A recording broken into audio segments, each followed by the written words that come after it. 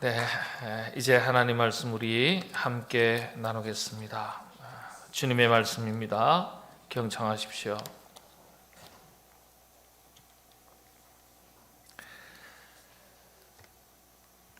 예수께서 나와 말씀하여 이르시되 하늘과 땅의 모든 권세를 내게 주셨으니 그러므로 너희는 가서 모든 민족을 제자로 삼아 아버지와 아들과 성령의 이름으로 세례를 베풀고 내가 너희에게 분부한 모든 것을 가르쳐 지키게 하라. 볼지어다 내가 세상 끝날까지 너희와 항상 함께 있으리라 하시니라. 아멘. 네, 오늘은 이제 선교를 앞두고 있기 때문에 선교에 관계된 말씀을 함께 나누려고 합니다. 오후 찬양 예배 때는 여러분 주보에 목장 나눔 말씀 그 면에 보면 주일 오후 찬양 예배 특강 제목들이 쭉 소개되어 있습니다. 성경적 관점에서 바라보는 동성애, 우리 기독교에서 이 동성애를 어떻게 바라보고 이해할 것인가, 죽음에 대한 바른 이해, 성경적인 관점이 있습니다. 또 창조와 진화, 또 기독교 교파의 서로 다른 차이들이 어떤 것이 있는지, 요즘 이단들이 횡행하는데 신사도 운동과 세대주의가 어떤 것인지 평신도들이 거의 몰라요. 거의 모르니까 이단이라는 게 끝단자 다르자, 끝이 다르다는 뜻이거든요. 틀리다는 뜻인데, 그래서 90%가 같아도 이 가려져 있는 다른 1, 2%, 10% 때문에 완전히 이단에 빠지는데, 이단인 줄도 모르고 접하는 경우가 참 많이 있습니다. 그래서 한국 교회에 이 신사도 운동과 세대주의에 빠져 있는 이단들이 굉장히 많은데 이게 뭔 내용인지도 전혀 몰라요. 그리고 기독교의 상황윤리, 우리가 전쟁을 어떻게 이해할 것인가. 올해 2,000명인가 3,000명이죠. 군 복무, 종교적인 이유 때문에 군 복무 면제받은 사람이 여호와 증인이에요. 아니 그렇게 따지면 뭐 우리도 전쟁은 하나님께 속한 것이네, 우리 무조건 전쟁 반대한다 그러면 우리도 군대 안 갈 수 있는데, 그러면 여러분 이미 다 갔다 오신 장로님, 집사님, 권사님 많으지만 그렇죠. 안락사는 어떻게 이해할 것인가. 유럽의 몇 나라들은 안락사가 합법화되었습니다. 그러니까 내가 죽고 싶은 날짜 병원 가서 주사 달라 그러고 맞으면 그냥 세상 마칠 수 있습니다. 이게 합법이에요, 합법. 그럼 이걸 어떻게 이해할 것이냐? 사형 제도를 우리가 어떻게 이해할 것이냐? 천국과 지옥 정말 있나요? 건강한 종말론에 대해서, 또 질병에 대해서, 이런 부분들에 대해서 함께 나누려고 합니다. 이 외에도 여러 가지 주제들이 많은데 또 시간이 날 때마다 다루도록 하겠습니다.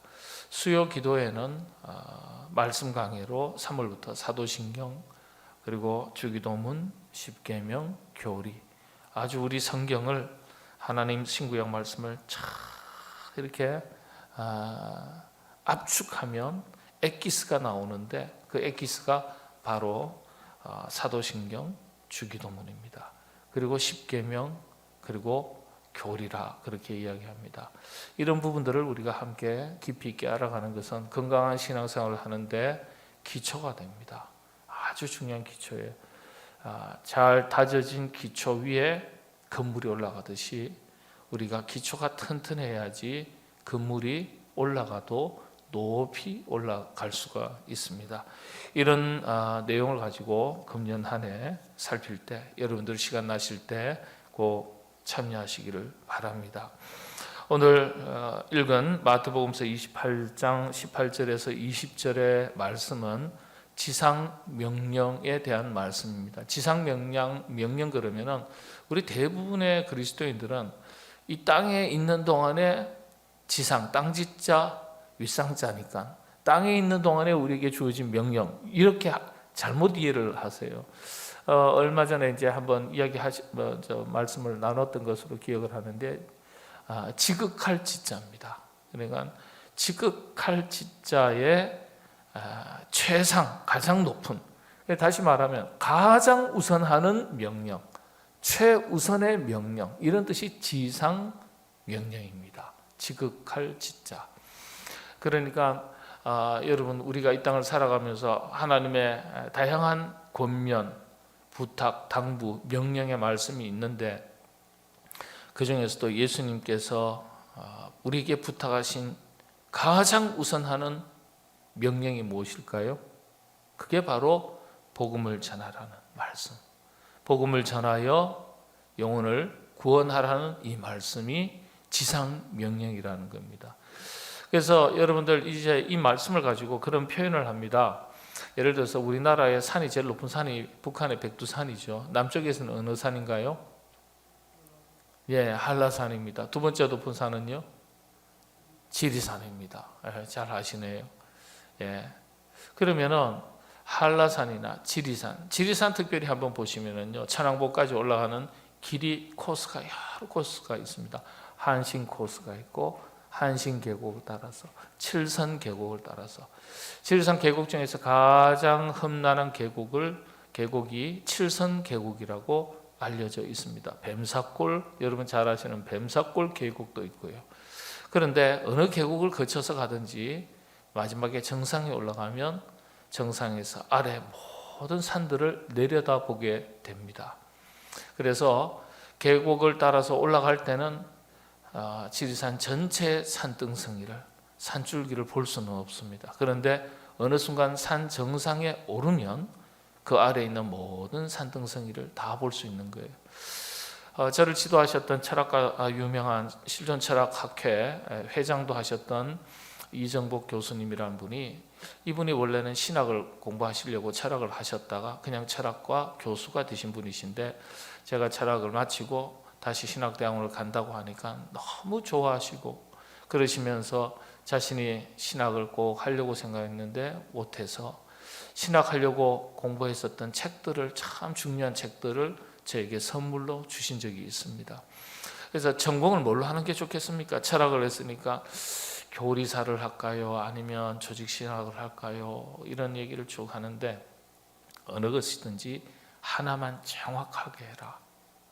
근데 하나만 정확하게 하면 마지막에 산 봉우리 정상에 올라가면 내가 가보지 않았던 다른 길들이 보이게 된다, 이러시더라고요. 내가 오르는 동안에는 반대편에 있는 길이 안 보여요. 내가 북쪽 길을 선택해서 쭉 올라가지만 어느새 정상에 다다르면 남쪽 길도 보이고, 남쪽 산세도 보이고, 동쪽 길도 보이고, 동쪽 산세도 보이고, 서쪽 길도 보이고, 서쪽 산세도 다 보게 된다. 그러니까 한 길을 잘 걸어가라, 이 말씀을 하시더라고요. 그래서 우리가 그런 한 길을 꾸준하게 올라가면 신앙세계 전체를 살필 수가 있습니다. 신앙세계 전체를 살필 수가 있죠. 그래서 이 예수님께서 우리에게 당부하셨던 많은 말씀들이 있지만은 어느 말씀이든지 간에 그 말씀을 깊이 있게 들여다보면요, 그 깊이 있게 들여다봤던 말씀 때문에 그 속에 또 다른 하나님의 말씀의 세계를 보게 됩니다.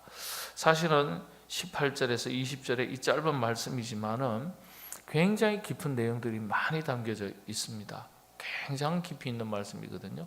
지상명령. 우리가 산으로 오를 때 동서남북 길이 다 있다고 말씀을 드렸는데요, 저마다 하나님께서 부여하신 각자 개인의 사명이 있을 수 있어요. 하나님은 나를 이런 일 때문에 나를 부르시고 이 사명을 나에게 맡겨주셨다. 어떤 분은 찬양의 사명이 있을 수도 있고, 어떤 분은 가르치는 사명이 있을 수도 있고, 어떤 분은 그냥 이 주방에 사명이 있는 분도 있을 수 있고요. 그런데 이 다양한 사명이 다 있죠. 은사들이 있고 사명들이 있는데 최종의 하나의 사명으로 모아진다는 거예요. 여러분, 높은 산이 있을 때 동쪽 길도 올라가고 서쪽 길도, 남쪽 길도, 북쪽 길도 올라가요. 올라가는 길은 달라요. 그런데 마지막에 도착하는 최고 봉우리는 동일한 거예요. 그런 것처럼 우리가 교회에 수많은 사역들이 있습니다. 수많은 종류의 서로 다른 사명들이 있는 것처럼 보여요. 왜냐? 남쪽 길은 분명히 남쪽 길이에요. 북쪽 길하고는 절대 같지 않아요. 남쪽 산세와 북쪽 산세가 절대 달라요. 이런 것처럼 우리가 500명이면 500명, 1000명이면 1000명, 하나님의 부르심의 뜻과 계획과 자기 사명이 각각 다 다를 수 있어요. 그런데 마지막 정점에 가면 우리의 모든 사명이 하나로 모아진다는 뜻입니다. 하나로. 그게 뭐냐? 우리가 무엇을 하든지 하나님의 최종의 뜻, 우리 주님의 최종의 뜻에 모아진다는 거예요. 그게 바로 지상명령이에요. 그러니까 여러분들, 우리가 무엇을 먹고 마시든지 다 주의 영광을 위해서 하라 그러지 않습니까? 하나님께서 가장 큰 영광을 받으시는 게 뭡니까? 죽어가는 영혼이 하나님께 돌아와 구원함을 얻는 게 하나님의 가장 큰 영광이에요. 영광이라는 게 하나님의 기쁨이라는 뜻이거든요. 하나님께서 가장 기뻐하시는 게 뭡니까? 한 영혼이, 천하보다도 더 귀한 한 영혼이 주께로 돌아오는 것이다. 분명히 성경에 기록되어 있어요. 그게 하나님께서 기뻐 받으시는 최고의 영광이라는 거예요. 그러니까 이 영광이라는 게 지상 명령하고 딱 연결이 되어 있는 거예요. 그래서 교회에 여러분들 많은 종류의 사명들, 나름대로 인생의 목표들이 있습니다. 서로 다른 목표들이 있습니다. 계획들이 있습니다. 직분도 서로 다릅니다. 역할도 다릅니다. 책임도 다릅니다. 다 다르지만은 이 모든 것들이 모아져서 마지막으로 도착하는 지점이 무엇이라고요? 복음의 사명을 감당해서 영혼을 구하는 것이요. 여러분, 그래서 우리가 답이 분명해야 됩니다. 여러분, 왜 돈 버시죠? 네, 우리 사장님, 다 사장님이 앉아 계세요. 주택영 장로님 사장님, 나상대 장로님 사장님, 저기 김영택 장로님도 사장님, 우리 정영희 집사님 사장님. 왜 사업하시죠? 사업하는 목적이 무엇입니까? 우리 자녀들한테는요, 여러분 다 공부하는 중이에요. 왜 공부하죠? 크고 작은 자기의 뜻이 있어요. 계획이 있어요. 나 이거 하려고 내가 공부 열심히 하는 중이에요. 여러분, 우리 선생님, 수학 선생님께서 너무나 반주를 멋지게 하세요. 강현주 집사님들 안 그랬죠? 네, 다행입니다. 강현주 권사님, 고등학교 수학 선생님이세요. 그런데 반주를 전공하는 사람처럼 잘해요. 왜 교직에 몸담고 계시죠? 어린 자녀들이 가르쳐서 자녀들이 자라나는 것을 보는 것이 나에게 너무 큰 기쁨이고, 그렇게 교육하는 것이 제 꿈입니다. 이게 지상 명령하고 무슨 상관이에요? 서로 다른 것 같죠. 우리가 믿음 안에서는요, 서로 모양이 다 다르지만은 마지막 종착지는 지상 명령으로 모인다는 거예요. 돈 벌어서 뭐 하자고요? 영혼을 구원하는 겁니다. 그게 하나님께서 영광 받으시는 거예요. 공부 열심히 해서 뭐 하자고요? 공부 열심히 해서 남주자, 배워서 남주자, 그런 말 있죠? 자신이 공부 열심히 해서 자신의 꿈을 이룬 다음에 그 꿈을 통해서 하나님 기뻐하시는 일들을 감당하려고 노력하는 것. 그런데 그 일들의 최종의 종착지는 복음을 전하여 영혼을 구원하는 거예요. 전부 다 그렇게 연결됩니다. 그래서 이 켈빈 같은 경우는 그랬죠. 우리 이 켈빈의 직업 의식이라는 게 있거든요. 개신교의 직업관 이런 게 다 있는데, 우리 그리스도인들이 수만 가지의 직업을 가졌어도, 수만 가지의 일을 하더라도요, 우리 모든 그리스도인의 직업은 하나라는 거예요. 뭐죠? 사람 살리는 직업에 있어서는 공통이라. 사람 살리는 직업에 있어서는 공통. 그 직업에는 여러분들 다 공통분모예요. 공부를 하시든 사업을 하시든 우리는 큰 틀에서 하나님의 기준으로 볼 때는 우리는 사람 살리는 직업을 가진 사람이에요. 여러분들 그렇게 이해를 하셔야 복음의 사명을 잘 감당하실 수 있습니다. 그래서 여러분, 공부를 하는 것이 자신을 위한 공부가 아니에요. 하나님의 영광을 위한 공부가 되고, 사업을 하더라도 돈 벌어서 나 먹고 잘 사는 것이 목표가 되지 않고 그냥 사업의 터전이 아니라 사명의 현장이 될 수 있는 겁니다. 사명의 현장. 직장도 그냥 돈 벌어서 월급 받아서 살기 위한 일터가 되면 일터지만, 직업이지만, 직장이지만 그 직업의 현장이 하나님의 영광을 위한 것으로 바뀌면 그건 사명의 현장이 될 수 있는 겁니다. 사명의 현장. 여러분들, 우리 교회가 이 지상 명령은요, 때를 얻든지 못 얻든지예요. 이 말이 무슨 뜻일까요?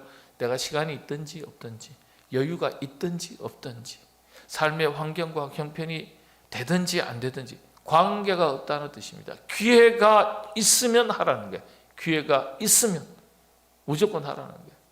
때를 얻든지 못 얻든지 관계없이 하라는 거예요. 항상 하나님의 말씀을 전하라는 겁니다.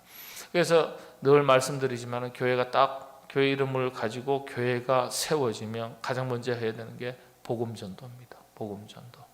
국내외 상황에 따라 형편에 따라서 내용은 다를 수 있을지 몰라도, 방법은 다를 수 있을지 몰라도 본질적인 것은 말씀을 항상 전하는, 말씀을, 영혼을 살리는 게, 이게 교회의 존재 이유고 그리스도인의 최종의 사명이자 존재 이유입니다. 우리가. 그래서 여러분들, 하나님께서 가장 기뻐하시는 교회, 가장 기뻐하시는 그리스도인은 뭡니까? 사람 살릴 줄 아는, 영혼 구원할 줄 아는, 복음의 사명을 감당해서 영혼을 구원해내는 그 교회가 진짜 하나님께서 기뻐하시는 교회고, 그런 일에 헌신된 하나님의 사람으로 사는 그 사람이 진짜 하나님의 큰 기쁨 되는 일꾼 중에 일꾼이 되는 겁니다. 그래서 여러분들, 우리가 선교는 시간이 되면, 환경이 허락하면, 삶의 내용과 조건이 되면, 좀 뭔가 여유가 생기면, 아니에요. 선한 일에 우리가 가진 모든 것을 사용하면 하나님은 또 채워주시는 거예요. 채워주시는 거예요. 그래서 선교는 여러분들 쓰고 남는 것으로 선교하는 거 아니라 그랬어요. 우리가 항상 그렇게 고백하지 않습니까? 우리의 모든 것, 물질의 주인 되시는 분이 누구라고요? 하나님이시다. 주시는 분도 하나님, 거두시는 분도 하나님, 열매도 하나님 주셔야 얻을 수 있다. 늘 그렇게 말하고 있지 않습니까? 그러니까 선한 일에 사르밧 과부 보십시오. 네, 2렙돈을 드렸던 과부를 보십시오. 그게 남아서 드린 겁니까? 상황이, 형편이 괜찮아서 드린 겁니까? 그게 아니에요. 네.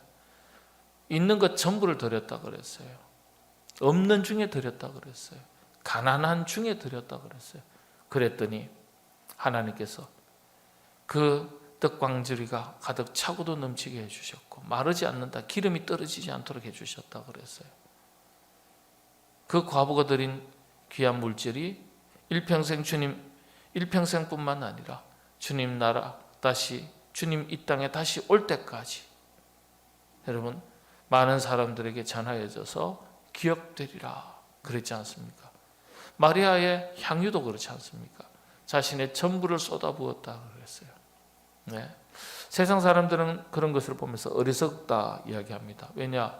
아니, 우리가 믿음으로 살지만은 육신을 갖고 있는 사람인데 저렇게 해서는 무모한 것 아니냐, 그렇게 얘기할 수 있어요.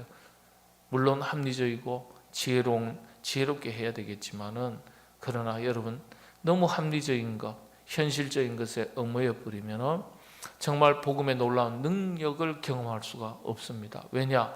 상식 수준에서 신앙생활하고 상식 수준에서 살아가는데 거기에서 무슨 큰 은혜의 역사가 나타납니까? 상식을 뛰어넘어야지 하나님의 놀라운 은혜의 역사도 나타나는 거 아니겠어요? 예. 그게 과부가, 사르밧 과부의 이야기가, 2렙돈에 드렸던 과부 이야기가, 마리아의 이야기가 상식 수준의 이야기입니까? 상식을 뛰어넘는, 어떻게 보면 비합리적이고 비상식적인 이야기인데 하나님은 그 중심을 보신 거예요. 그 중심을 보시면서 놀라운 은혜를 더하신 거죠.